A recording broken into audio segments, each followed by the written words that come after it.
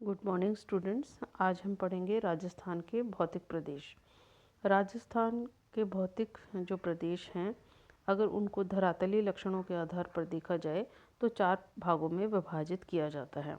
पहला है पश्चिमी रेतीला मैदान। ये आप चार्ट के अंतर्गत देख रहे हैं। पहला भाग है इसमें पश्चिमी रेतीला मैदान, जिसे 2 भागों में बांटा गया है, रेतीला शुष्क मैदान और दूसरा है अर्ध शुष्क मैदान या बांगर प्रदेश। सबसे पहले हम लेते हैं रेतीला शुष्क मैदान। रेतीला शुष्क मैदान जो है उसे 2 भागों में विभाजित किया गया है, मरुस्थलीय और दूसरा है बालुका स्तूप मुक्त क्षेत्र, या जिसे हम रण क्षेत्र भी कहते हैं। अगर इस क्षेत्र की अगर हम बात करें तो इसमें जो आपका मानचित्र है, राजस्थान का मानचित्र, इसके अंतर्गत आप देखिए राजस्थान के पश्चिमी भाग के अंतर्गत जो हमारे इस डायग्राम में देखिए रेतीला शुष्क मैदान आपको नज़र आ रहा है, जो हमारे बीकानेर, चूरू, बीकानेर का दक्षिण पश्चिम वाला भाग है, साथ के साथ चूरू का उत्तर पश्चिमी भाग, नागौर का भाग, जोधपुर, जैसलमेर, बाड़मेर, ये संपूर्ण जो क्षेत्र है वो इसके अंतर्गत रेतीले शुष्क मैदान के अंतर्गत आता है। अगर हम इस प्रदेश की बात करें तो यह पश्चिमी रेतीला जो मैदान है, यह अरावली के उत्तर पश्चिमी भाग में लगभग 2,05,000 वर्ग किलोमीटर क्षेत्रफल में, या लगभग हम जिसे कहें 61% क्षेत्रफल पर फैला हुआ है, और इसकी पूर्वी सीमा 50 सेंटीमीटर वर्षा व भारतीय जल विभाजक रेखा के द्वारा अंकित की गई है। उत्तर से दक्षिण अगर हम बात करें तो 640 किलोमीटर लंबाई व पश्चिम से पूर्व की अगर हम बात करें तो 300 किलोमीटर की चौड़ाई में स्थित यह क्षेत्र है, और इसका ढाल उत्तर पूर्व की ओर है, जहां 300 मीटर और दक्षिण की ओर 150 मीटर की ओर है। अगर हम इस क्षेत्र में देखें तो 25 सेंटीमीटर की समवर्षा रेखा इसे 2 उपविभागों में विभाजित करती है। फिर आ जाता है आपका रेतीला शुष्क मैदान की ही हम बात करते हैं, जिसे 2 भागों में बांटा है, मरुस्थलीय और बालुका स्तूप मुक्त क्षेत्र। पहला भाग जो है वो है मरुस्थलीय। यह जैसलमेर, चूरू, बीकानेर, पश्चिमी जोधपुर, पश्चिमी नागौर और बाड़मेर के 2/3 भाग पर विस्तृत है। इसमें अनावृत चट्टानें हैं और बालुका स्तूप की स्थलाकृतियाँ पाई जाती हैं। दूसरा हमारा क्षेत्र आ जाता है इसमें बालुका स्तूप मुक्त क्षेत्र, जिसमें कि बालुका स्तूप यानी बालू के टिब्बे नहीं हैं, जो उससे मुक्त क्षेत्र हैं। जैसलमेर, पोखरण, फलौदी का लगभग 65 किलोमीटर यानी 65 किलोमीटर का एक क्षेत्र है, जो कि चूना पत्थर और बालुका पत्थर से आवृत है, और इस वजह से यहाँ पे बालुका स्तूप नहीं है। इसे रण के नाम से भी जाना जाता है। दूसरा आ जाता है, अब आप इसके पास में देख रहे हैं, इसी से जुड़ा हुआ उत्तर से लेकर मतलब राजस्थान के, अगर हम इसकी बात करें तो राजस्थान के उत्तर पूर्व से लेकर दक्षिण पश्चिम के अंतर्गत एक पट्टी के रूप में आप देख रहे हैं बांगड़ शेखावाटी प्रदेश, जिसमें लिखा हुआ है। वहाँ से ऊपर से नीचे की ओर अगर आप देखें तो वो आपको एक समूचा क्षेत्र नज़र आ रहा है, वह कहला रहा है हमारा अर्धशुष्क प्रदेश। अर्धशुष्क प्रदेश की अगर हम बात करें तो उसके अंतर्गत अरावली और अर्धशुष्क मैदान के अंतर्गत अरावली तथा रेतीले शुष्क मैदान के बीच में लगभग 75,000 वर्ग किलोमीटर का क्षेत्र है, जो बांगड़ के नाम से जाना जाता है। इसके अंतर्गत यह जो क्षेत्र है यह भी हमारा 4 भागों में विभाजित है। पहला है लूनी बेसिन। इसमें आप नीचे दक्षिणी भाग के अंतर्गत लूनी बेसिन लिखा हुआ देख रहे हैं। फिर आ जाता है आपका शेखावाटी प्रदेश, जो आपको ऊपर बांगड़ के नीचे नज़र आ रहा है। बीच वाला भाग आ जाता है नागौरी उच्च भूमि वाला क्षेत्र, और ऊपरी भाग के अंतर्गत आप देख रहे हैं घग्गर का मैदान। तो इस तरीके से नीचे से अगर ऊपर के रूप में देखें हम तो ये 4 भागों में विभाजित हैं। सबसे पहला हम ले लेते हैं नीचे से ऊपर की ओर लूनी बेसिन।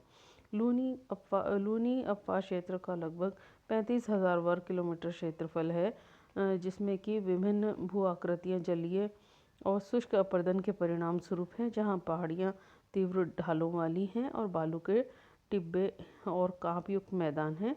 यह बेसिन बांगड़ के दक्षिणी भाग में यानी जोधपुर, बाड़मेर, पाली जिलों में स्थित है। दूसरा इसका भाग आ जाता है, वो है आपका नागौरी उच्च भूमि वाला। यह लूनी बेसिन और शेखावटी प्रदेश के मध्य आंतरिक प्रवाह से निर्मित खारे पानी की झीलों से युक्त प्रदेश है। तीसरा आ जाता है आपका शेखावटी प्रदेश। यह एक आंतरिक जल प्रवाह का मैदान है जो मांगड़ के उत्तर पूर्व में चूरू, झुंझुनू व सीकर जिलों में विस्तृत है। और फिर उसके पश्चात चौथा भाग जो आप ऊपर हनुमानगढ़ गंगानगर में घग्गर का मैदान के रूप में देख रहे हैं, वह क्षेत्र है जिसमें घग्गर जो क्षेत्र है वो सरस्वती और सतलुज नदियों के द्वारा शिवालिक से लाई गई जलोढ़ के निक्षेप से श्री गंगानगर और हनुमानगढ़ जिलों में निक्षेपित मैदान है, जो कि घग्गर के मैदान से के नाम से जाना जाता है। तो ये आप चित्र जो ये है आप इसमें देख रहे हैं भौतिक प्रदेशों का, ये आप मानचित्र के माध्यम से इसको याद करें, तब आपको आसानी से ये याद हो जाएगा। नेक्स्ट हमारा जो क्षेत्र आ जाता है वह है हमारा अरावली श्रेणी। अरावली पर्वत श्रेणी जो आप इसके जस्ट नीचे देख रहे हैं वो इसके अंतर्गत आ जाता है। राजस्थान के लगभग मध्य में दक्षिण पश्चिम में सिरोही से लेकर उत्तर पूर्व में खेतड़ी तक श्रृंखलाबद्ध रूप से पर्वत श्रृंखलाएं हैं जो 550 किलोमीटर लंबाई में हैं। और अगर इनकी कुल लंबाई की बात की जाए तो लगभग 692 किलोमीटर क्षेत्र में फैली हुई हैं, जो राज्य का लगभग 9.3% भाग है और इसकी औसत ऊंचाई है लगभग 900 मीटर के करीब। इसकी उत्पत्ति की अगर हम बात करें इसी क्षेत्र की, तो प्री कैम्ब्रियन पर्वत निर्माण काल में इसकी ये निर्मित हुई थी पर्वत श्रृंखलाएं। और इनकी वर्तमान में ये जो पर्वत श्रृंखलाएं हैं ये अपरदित होकर अपने अवशिष्ट पर्वत यानी लास्ट वाली स्टेज के अवशिष्ट पर्वतों के रूप में अपरदित होते हुए रह गई हैं। उपविभागों के अगर हम इस क्षेत्र के उपविभागों की बात करें तो इसे हम पुनः 4 भागों में विभाजित करते हैं। पहला है अलवर की पहाड़ियाँ, ऊपरी हिस्से में आप देख रहे हैं। दूसरा आ जाता है मध्य अरावली। तीसरा आ जाता है मेवाड़ पहाड़ियाँ, ये जिसे बोराट पठार कहते हैं। और चौथा आ जाता है हमारा मेवाड़ की पहाड़ियाँ, चौथा है हमारा आबू पर्वत खंड। तो पहला अगर हम लेते हैं अरावली की पहाड़ियाँ, जो कि हमारा अलवर वाला क्षेत्र है, अलवर की पहाड़ियाँ, मैं गलत बोल रही हूँ, अलवर की पहाड़ियाँ कहेंगे। और अरावली पहाड़ियों के नाम से भी इन्हें जाना जाता है। जयपुर जिले के उत्तर पश्चिम में भाग में अलवर जिले में स्थित चट्टानी और चट्टानी पहाड़ियाँ जो हैं वो अपने आप में इसके अंतर्गत आती हैं, जिसमें खो, बहराज, रघुनाथगढ़ प्रमुख चोटियाँ हैं।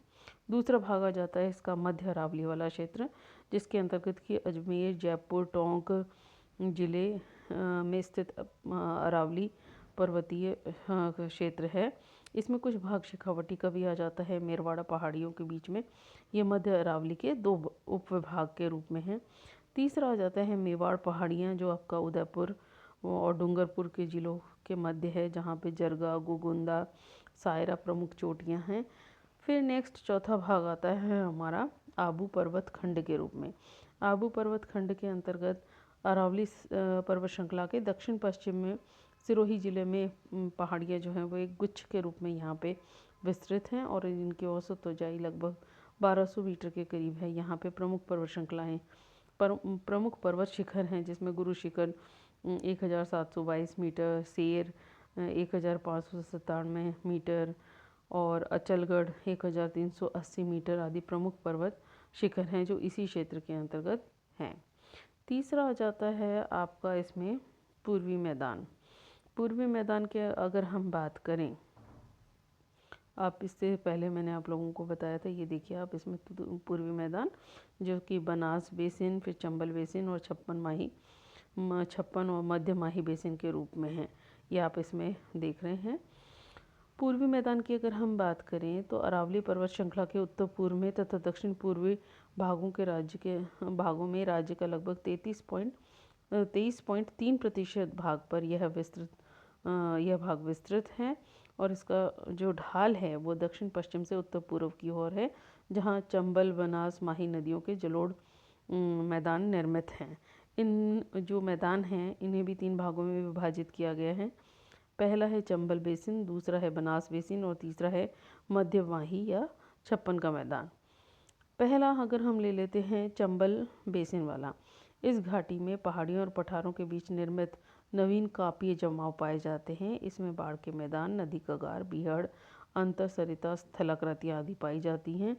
यह मुख्य जो क्षेत्र है, इसमें आने वाले जो ज़िले हैं वो है झालावाड़, बारां, कोटा, सवाई माधोपुर आदि विस्तृत हैं। दूसरा आ जाता है बीच का जो हिस्सा है वो बनास बेसिन के अंतर्गत आता है। बनास तथा उसकी सहायक नदियों से निर्मित यह मैदान, जो कि पश्चिम में 50 सेंटीमीटर वर्षा रेखा जो है, दक्षिण में महान जल विभाजक के रूप में है, उत्तर में अलवर पहाड़ियाँ तथा पूर्व में विंध्य कगार द्वारा सीमांकित है।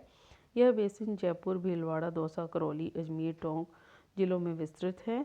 तीसरा आ जाता है आपस में मध्य माही और छप्पन का मैदान, जिसे हम कहते हैं उदयपुर के दक्षिण पूर्वी भाग वाला, और बांसवाड़ा, चित्तौड़गढ़ जिले इसके अंतर्गत आते हैं। जो माही वाला क्षेत्र है इसके अंतर्गत इसकी सहायक नदियों से निर्मित मैदान प्रतापगढ़ व बांसवाड़ा के बीच से छप्पन के मैदान के नाम से भी जाना जाता है। लास्ट जो हमारा दक्षिणी पूर्वी भाग के अंतर्गत दक्षिणी पूर्वी हाड़ौती पठार के नाम से जाना जाता है ये। और यह पठार जो है वो बनास के दक्षिणी पूर्वी भाग में चंबल नदी के सहारे पूर्वी भाग में विस्तृत है। इसमें मालवा का पठार मिलता है। दूसरा इसका भाग जो है वो उसका ढाल दक्षिण से उत्तर की ओर क्रमशः है, जो 7% भाग पर विस्तृत है। इसको 2 भागों में बांटा गया है। पहला है दक्कन लावा पठार। दक्कन लावा पठार जैसे नाम से ही विदित है, यह पठार मध्य प्रदेश के विंध्य पठार के पश्चिम में फैला हुआ है और दक्कन लावा के जमाव यानी लावा से निर्मित है, इसलिए दक्कन लावा के नाम से जाना जाता है। और इस भूभाग में नदी घाटियों में काली मिट्टी के जमाव मिलते हैं, जो झालावाड़, कोटा, बारा, बूंदी, चित्तौड़गढ़ के कुछ भाग इसके अंतर्गत विस्तृत हैं। लास्ट जो है इसके अंतर्गत अगर हम बात करें तो वो आ जाता है आपका विंध्यन कगार वाला। बालूका पत्थरों से निर्मित ये कगार बनास व चंबल नदियों के मध्य स्थित है। इसका मुख्य दक्षिण व दक्षिण पूर्व दिशा की ओर है। इसकी औसत ऊंचाई 350 से 500 मीटर के मध्य है। और यह राज्य इसके अंतर्गत आने वाले जो ज़िले हैं वो है सवाई माधोपुर, करौली, धौलपुर इसके अंतर्गत आते हैं। ये एक छोटा सा मैंने इसके बारे में आप लोगों को जानकारी देना चाहिए है कि भारत को प्रमुख मानचित्र के रूप में किस तरीके से हम उसे पढ़ें।